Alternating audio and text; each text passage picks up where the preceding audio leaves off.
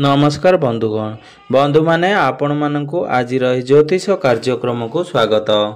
आजिर ए भिडियोटी कर्कट राशि व्यक्ति विशेष मानक पई बहुत गुरुत्वपूर्ण अटे, बहुत खास अटे।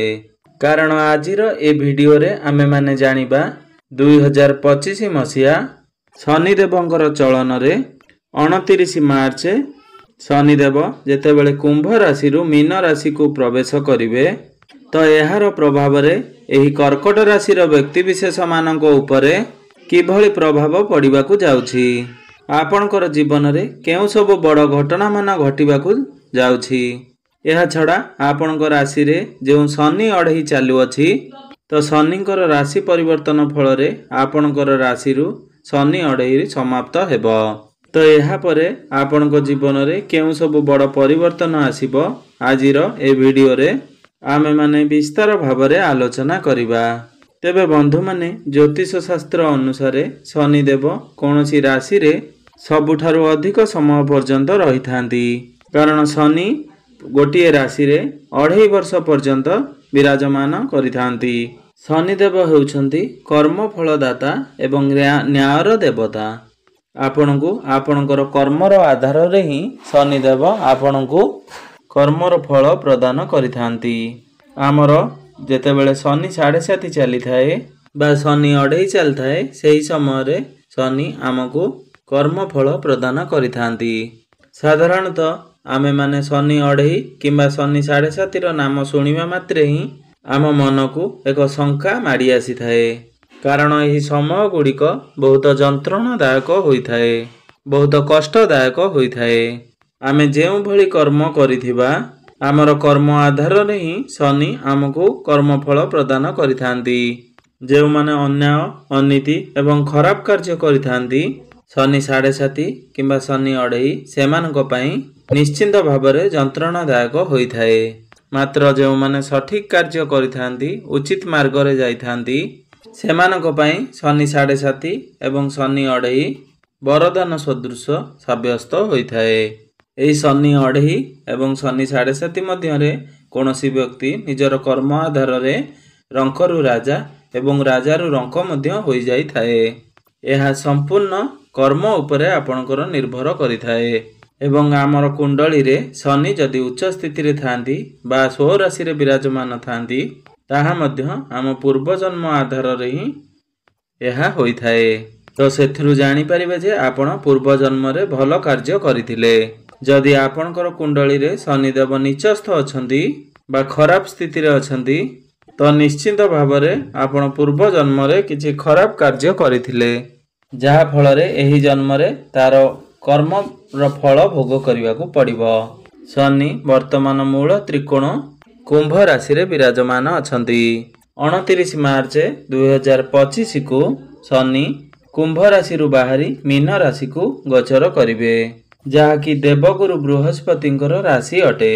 तेबे शनि जो कुंभ राशि रु बाहरी मीन राशि को प्रवेश करिवे तापर किछि राशि रे शनि 7.5 रो समाप्ति हेबो एवं किछि राशि रे शनि 7.5 रो आरंभ हेबो एवं किछि राशि रे शनि अढ़ई रो आरंभ हेबो एवं किछि राशि रे शनि अढ़ई रो समाप्त हेबो एवं एही गोचर परे मेष राशि रो शनि 7.5 रो आरंभ होई जिवो एवं कर्कट एवं बिछा राशि रे शनि अढ़ई समाप्त हेबो। कुंभ राशि रे शनि 7.5 रो शेष चरण आरंभ हेबो।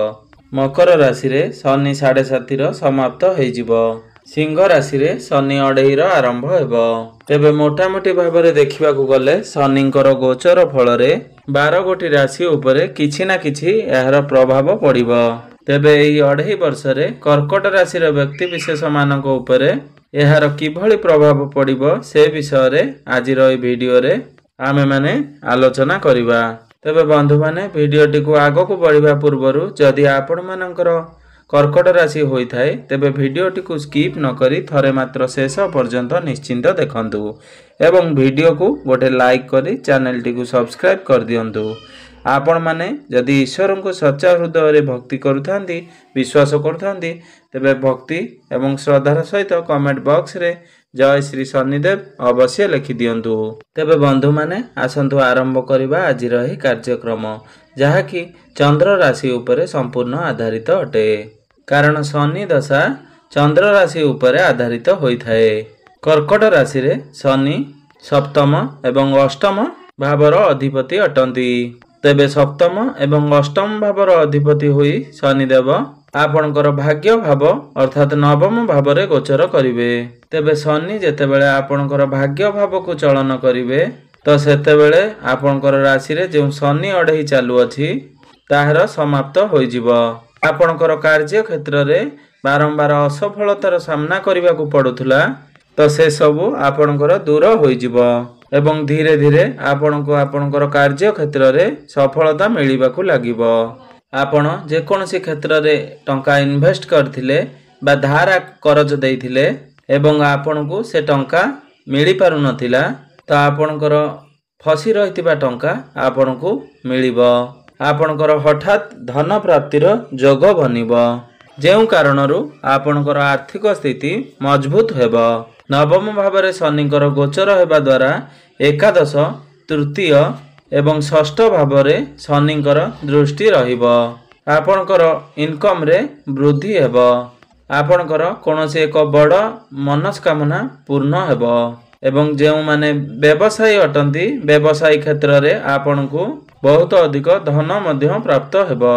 नवम भावरे शनिकर गोचर हेबा द्वारा आपणको मध्यरे परोपकार मनोभाव आसीबो। आपण अन्य मानकु साहाय्य करिवे। आपणको मध्यरे उदारता भाव जागृत हेबो। आपण सुखमय जीवन यापन आरंभ करिवे। एही समय रे आपण तीर्थ यात्रार सुख पाई परिवे। एही समय रे आपणको पुत्र सुख प्राप्ति हेबो। आपणकर धन धान्य रे वृद्धि हेबा सहित धर्म कार्य रे आपणकर मन बळिबो। आपण जदि पूर्वरु गृह निर्माण बा गृह किणाकुणी करिवा पई मन चाहुतिले तो शनिकर एही गोचर परे आपण नूतन गृह मध्य निर्माण करि पारंती। जदि आपणकर कुंडली रे नवम स्थिति उच्चस्थ थाए किंबा आपणकर नवम भावर अधिपति उच्च स्थिति रे रहिथांती तो आपण मानक पई शनिकर एही गोचर मान सम्मान धन प्राप्ति एवं समाज रे पद प्रतिष्ठा मान सम्मान एही सब क्षेत्र रे आपणको सफलता आनी देबो। नवम भावरे शनि रही आपणकर एकादश भाव अर्थात इच्छा पूर्तिर भाव दृष्टि देबे। एही समय मध्यरे आपणकर कोनोसी एक इच्छा मध्य पूर्ण होई पारे। एकादश भावटी होइथाय आपणकर लाभर भाव तो समस्त दिगरु आपणको लाभ प्राप्ति हेबो। आपणकर जीवन रे जहा किछि समस्या पूर्वरु लागि रहितिला से सब समस्यार अंत होई जिवो। आपणको आपणकर पिता मातांकर आशीर्वाद प्राप्त हेबो। आपणकर आर्थिक समस्या दूर हेबा सहित आपणकर इनकम रे ग्रोथ हेबो। नवम भावरे रही शनि सप्तम दृष्टि रे आपणकर कुंडलीर तृतीय भाव को दृष्टि गोचर करिवे जहा फल रे आपणकर पूर्वरु अटक रहितिबा कार्य आगकु बढ़िबो। सेही कार्य रे आपणको सफलता मध्य प्राप्त हेबो। डेरी रे हेले मध्य आपण आपणकर कार्य को संपादन करि परिबे।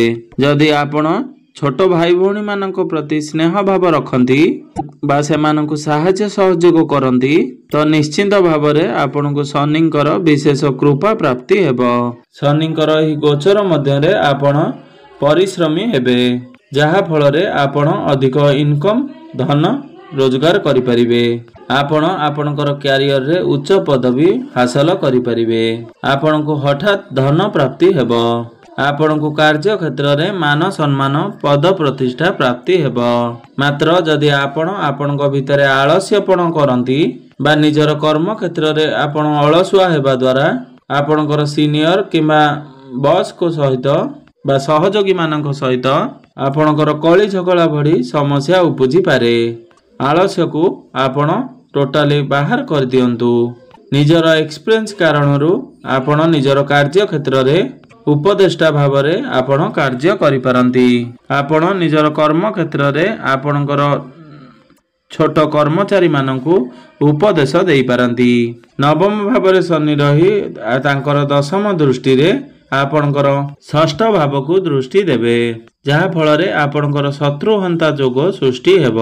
ଆପଣଙ୍କର ଯେତେ ଗୁପ୍ତ ଶତ୍ରୁ ଥିଲେ ମଧ୍ୟ ଆପଣଙ୍କର କେହି ବି କ୍ଷତି କରିପାରିବେ ନାହିଁ। ଯଦି ଆପଣଙ୍କର କୁଣ୍ଡଳୀରେ ଷଷ୍ଠ ଭାବଟି ଖାଲି ଥାଏ କିମ୍ବା ଶୁଭ ସ୍ଥିତିରେ ଥାଏ ତ ଶନିଙ୍କର ଏହି ଗୋଚର ଫଳରେ ଆପଣଙ୍କୁ ଶତ୍ରୁମାନେ ଦମନ ହେବେ ଏବଂ ପୂର୍ବରୁ ଯେଉଁ ଋଣ ନେଇଥିଲେ ସେ ସବୁ ସମସ୍ୟା ଆପଣଙ୍କର ସମାଧାନ ହୋଇଯିବ। ମାତ୍ର ଏହି ସମୟରେ ଯଦି ଆପଣ ଧାର କରଜ ବା ଲୋନ୍ ନେଉଛନ୍ତି ତ ଆପଣ ଭଲ ଭାବରେ ବୁଝି ସୁଝି ଋଣ ନିଅନ୍ତୁ। ତେବେ ଶନିଙ୍କର ଷଷ୍ଠ ଭାବକୁ ଦୃଷ୍ଟି ରହିଥିବା ହେତୁ ନିଜର ସ୍ୱାସ୍ଥ୍ୟ ପ୍ରତି ବିଶେଷ ଧ୍ୟାନ ରଖିବାର ଅଛି, କାରଣ ଆପଣଙ୍କର ଏହି ସମୟରେ ଇମ୍ୟୁନିଟି ସିଷ୍ଟମ ଡାଉନ ହୋଇପାରେ ଏବଂ ଆପଣଙ୍କର ସ୍ୱାସ୍ଥ୍ୟ ଏହି ସମୟରେ ଖରାପ ହେବାର ବହୁତ ସମ୍ଭାବନା ରହୁଛି। ଶନି ଆପଣଙ୍କର ଭାଗ୍ୟ ଭାବକୁ ଗୋଚର କରିବା କାରଣରୁ ଆପଣଙ୍କୁ କିଛି ନେଗେଟିଭ ଫଳ ଦେଇପାରନ୍ତି, ସେଥିପ୍ରତି ଆପଣ ସତର୍କ ରହିବା ଉଚିତ। ନବମ ଭାବରେ ଶନିଙ୍କର ଗୋଚର ଆପଣଙ୍କର ଭାଗ୍ୟରେ ହାନି କରିପାରେ, କାରଣ ଶନି ହେଉଛନ୍ତି କର୍ମ ଫଳଦାତା ବା କର୍ମର ଦେବତା। ତ ଶନି କର୍ମକୁ ଅଧିକ ଗୁରୁତ୍ୱ ଦେଇଥାନ୍ତି। ଏହି ସମୟରେ ଆପଣ ଅଧିକ କର୍ମ କରିବେ ବା କଠିନ ପରିଶ୍ରମ କରିବେ, ମାତ୍ର ଭାଗ୍ୟର ସାଥ ହୁଏତ ଏତେ ନ ମିଳିପାରେ। ଆପଣଙ୍କୁ ପରିଶ୍ରମ କରି ବା କାର୍ଯ୍ୟ କରି ଆପଣଙ୍କୁ ଆପଣଙ୍କର ଭାଗ୍ୟ ବନାଇବାକୁ ପଡ଼ିବ। ତ ଆପଣ ଯଦି ଅଧିକ ପରିଶ୍ରମ କରିବେ ତେବେ ଯାଇ ଆପଣଙ୍କୁ ଫଳ ପ୍ରାପ୍ତି ହେବ। ତ ଏହି ସମୟରେ ଯଦି ଆପଣ ବିଦେଶ ଯାତ୍ରା କରିବାକୁ ଚାହୁଁଥିଲେ ତାହେଲେ ବାଧାବିଘ୍ନ ଆପଣଙ୍କୁ ପ୍ରାପ୍ତି ହେବ। ତ ଶନିଦେବ ଯେତେବେଳେ ନବମ ଭାବରେ ଗୋଚର କରିଥାନ୍ତି ସେତେବେଳେ ଆପଣଙ୍କର ସ୍ୱାସ୍ଥ୍ୟରେ ବହୁତ ସମସ୍ୟା ଦେଖା ଦେଇଥାଏ। ତ ଏହି ସମୟରେ ଆପଣ ଅଳସୁଆ ହେବା ଉଚିତ ନୁହେଁ, ନହେଲେ ଶନିଦେବ ଆପଣଙ୍କୁ ଏତେ ମାତ୍ରାରେ ଦୁଃଖ ଦେବେ ଯେ ଆପଣ କେବେ ବି ଭାବି ପାରିବେ ନାହିଁ। ତ ଏହି ସମୟରେ ଆପଣ ଯେତେ ପରିଶ୍ରମ କରିବେ ବା କର୍ମଠ ହେବେ ଆପଣଙ୍କ ପାଇଁ ଏହା ଶୁଭପ୍ରଦ ହେବ। ଏହି ସମୟରେ ଆପଣ ଉଚିତ ମାର୍ଗରେ ବା ଧର୍ମ କର୍ମ କରିବା ଉଚିତ। ଆପଣ ନିଜର ଶରୀରର ବ୍ୟାୟାମ, ଯୋଗ, ପ୍ରାଣାୟାମ ଆଦି କରିବା ଉଚିତ। ଆପଣ ଏହି ସମୟରେ ହେଲ୍ଦି ଫୁଡ୍ ଖାଇବା ଉଚିତ। ଭାଗ୍ୟର ସାଥ ନଥିବାରୁ ଆପଣଙ୍କୁ ବଡ଼ ବଡ଼ କାର୍ଯ୍ୟରେ କିଛିଟା ବାଧା ସୃଷ୍ଟି ହୋଇପାରେ। ତ ଶନିଙ୍କର ଏହି କୁପ୍ରଭାବକୁ କମ୍ କରିବା ପାଇଁ ଆପଣ ପ୍ରତ୍ୟେକ ଦିନ ହନୁମାନ ଚାଳିଶାର ପାଠ ଅବଶ୍ୟ କରନ୍ତୁ। ତ ଏହି ସମୟରେ ଆପଣ ଅଧିକ ଯୋଗ, ପ୍ରାଣାୟାମ, ବ୍ୟାୟାମ ଆଦି ଉପରେ ବିଶେଷ ଧ୍ୟାନ ଦିଅନ୍ତୁ। ଆପଣ ସ୍ୱାସ୍ଥ୍ୟକର ଖାଦ୍ୟ ଖାଆନ୍ତୁ। ଆପଣ ପ୍ରତ୍ୟେକ ଦିନ ନିଜର କାର୍ଯ୍ୟକୁ ନିଷ୍ଠାର ସହ କରନ୍ତୁ। ତ ଶନିଙ୍କର ଆଶୀର୍ବାଦ ନିଶ୍ଚିନ୍ତ ଭାବରେ ଆପଣଙ୍କୁ ପ୍ରାପ୍ତି ହେବ। ପ୍ରତ୍ୟେକ ଶନିବାର ଦିନ ଆପଣ ଶନି ମନ୍ଦିରକୁ ଯାଇ ଗୋଟିଏ ସୋରିଷ ତେଲର ଦୀପ ଜାଳନ୍ତୁ। ଆପଣ ମନେ ରଖିବେ ଗୋଟିଏ କଥା, ଶନି ମନ୍ଦିରରେ ଶନିଙ୍କର ପ୍ରତିମୂର୍ତ୍ତି ସମ୍ମୁଖରେ ସିଧା ଠିଆ ହୋଇ ଚାହିଁବେ ନାହିଁ, କାରଣ ଶନିଙ୍କର ଦୃଷ୍ଟି ବହୁତ ଖରାପ ହୋଇଥାଏ। ଆପଣ ବାମ ପାଖରେ କିମ୍ବା ଡାହାଣ ପାଖରେ ଗୋଟିଏ ପାଖରେ ଠିଆ ହେବେ। ଆପଣ ଯଦି ମହିଳା ଅଟନ୍ତି ତେବେ ଭୁଲରେ ଶନିଙ୍କର ପ୍ରତିମୂର୍ତ୍ତିକୁ ସ୍ପର୍ଶ କରିବେ ନାହିଁ, ନଚେତ ଏହା ଦ୍ୱାରା ବହୁତ ଅମଙ୍ଗଳ ହୋଇଥାଏ। ତେବେ ବନ୍ଧୁମାନେ ଆପଣଙ୍କର ଜୀବନ ମଙ୍ଗଳମୟ ହେଉ, ଏହା ହିଁ ଈଶ୍ୱରଙ୍କ ନିକଟରେ ମୋର